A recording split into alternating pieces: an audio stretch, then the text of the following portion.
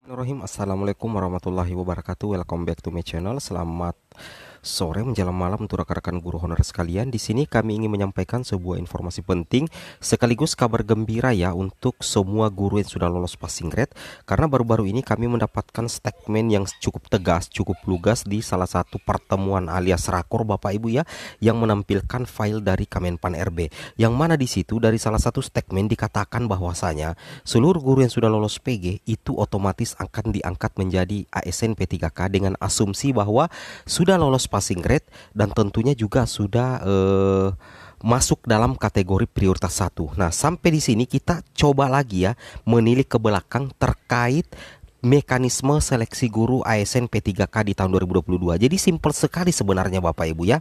Untuk guru yang sudah lolos passing grade menurut admin pribadi itu sebenarnya sudah aman ya. Itu sudah aman. Kenapa? Karena guru yang sudah lolos PG itu masuk dalam kategori prioritas satu. Nah, kalau dikatakan prioritas satu, maka itu yang pertama sekali untuk diselesaikan oleh pemerintah. Seperti itu Bapak Ibu ya. Jadi tidak akan melangkah ke seleksi kesesuaian sebelum prioritas satu ini diselesaikan Bapak Ibu ya, terlepas dari ketersediaan atau tidaknya formasi yang jelasnya yang terakomodir yang nantinya mendapatkan kuota formasi, kan seperti itu ya.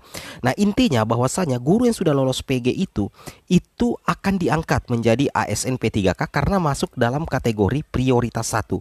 Apabila Bapak Ibu tidak percaya, Bapak Ibu simak dulu informasi terkait pernyataan pemaparan lugas dari salah satu eh, rakor atau pertemuan lah Bapak Ibu ya, yang menampilkan file resmi dari Kemenpan RB terkait penyelesaian honorer dan terkait P3K Guru 2022.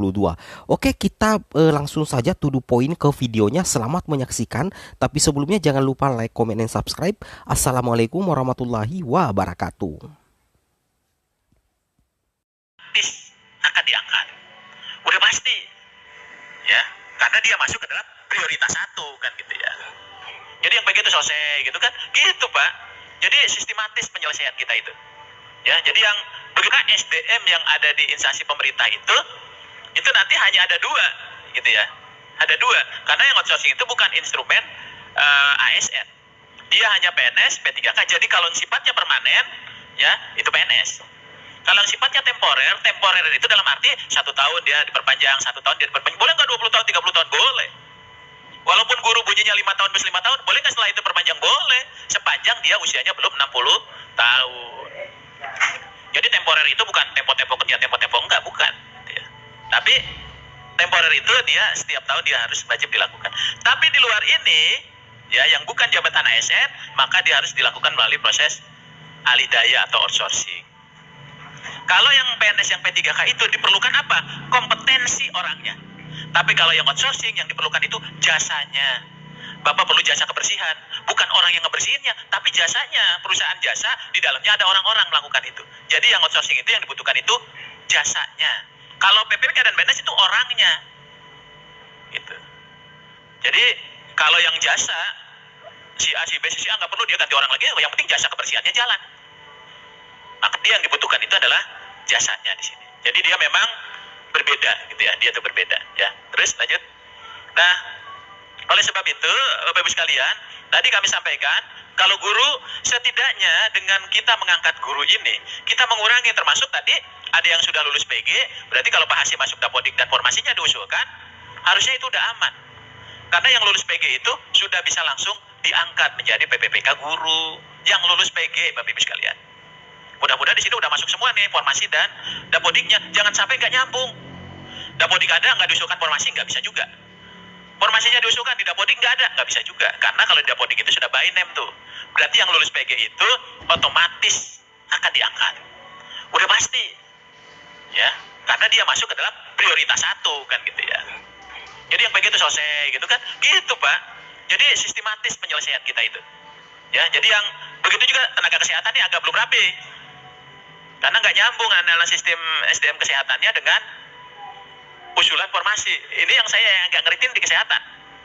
Padahal kami sudah buka seluas-luasnya. Nah kalau ini yang dua ini selesai, minimal kita mengurangi tenaga-tenaga lainnya. Ya, mengurangi tenaga-tenaga lainnya. Nah oleh sebab itu, minimal, kan paling banyak tadi kata Bu Kaban, guru dan tenaga kesehatan. Seharusnya ini bisa selesai di tahun ini. untuk guru dan tenaga kesehatan. Mumpung ini menjadi prioritas nasional. Ya, tapi kemarin banyak yang ragu-ragu. Saya bilang kalau ragu-ragu nggak ada uangnya gampang. Kita angkat dulu sesuai dengan uangnya. Yang belum nanti kita keluarkan kebijakan secara bertahap. Tahun depan ada uangnya kita angkat langsung. Nggak usah ikut tes lagi. Ada database-nya gitu. Jadi padahal kita nggak usah ragu-ragu kan gitu ya. Nah, oleh sebab itu kita pun pikirkan tuh ke depannya kira-kira seperti apa gitu ya. Terus lanjut. Nah, oleh sebab itu Bapak Ibu sekalian, ini dari proses yang saat ini pun belum terpenuhi semua tuh Mbak Sim. Dari total kita tuh yang di aplikasi Dapodik ada 758.000 dibandingkan dengan formasinya. Nah, kalau kita bandingkan, lanjut ya. Kalau kita bandingkan ini masih jauh nih, ya. Kita masih separuhnya nih Pak Sim. Ya, dari proses 750.000 itu baru 328.000. Padahal kita buka nih, makanya saya bilang tadi logika formasi kita ini kebalik. Kita kok yang ngomong ke teman, ayo dong gitu. Biasanya kan kita potong tuh Pak. Ya, kalau yang untuk guru khusus nih, ya minimal ini yang bisa ngurangi tadi. Tapi ternyata kesempatan ini nggak dimanfaatin semua. Tadi ada yang terakhir datang ke kami ngemis-ngemis tuh bupatinya, wali kotanya. Saya bilang nggak bisa. Kami harus mengapresiasi kabupaten kota yang sudah tadi merespon ini dengan baik. Begitu dia di demo baru dia panik gitu ya.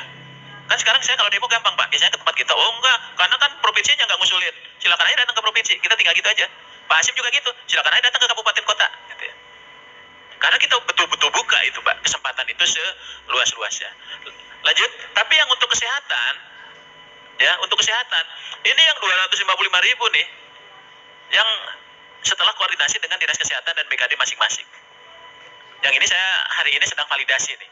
Ini agak ngeri juga nih karena datanya belum sebagus yang ada di Kemendikbud di Dapodik, karena Dapodik itu kan sudah duluan ya Pak ya.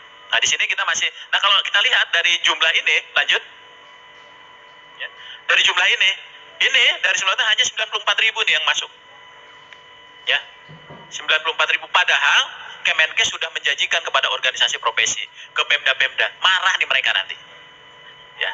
Tapi dari kita sudah aman, kita sudah berikan kesempatan yang seluas-luasnya. Ya silakan formasinya isi itu yang 255.000 itu. Padahal ini hanya kita berlakukan tahun ini. Ya, tahun depan berarti mereka itu harus berkompetisi. Kalau marah itu pasti marah. Ya, siap-siap aja kita. Ya, pasti marah, Pak. Termasuk guru tadi.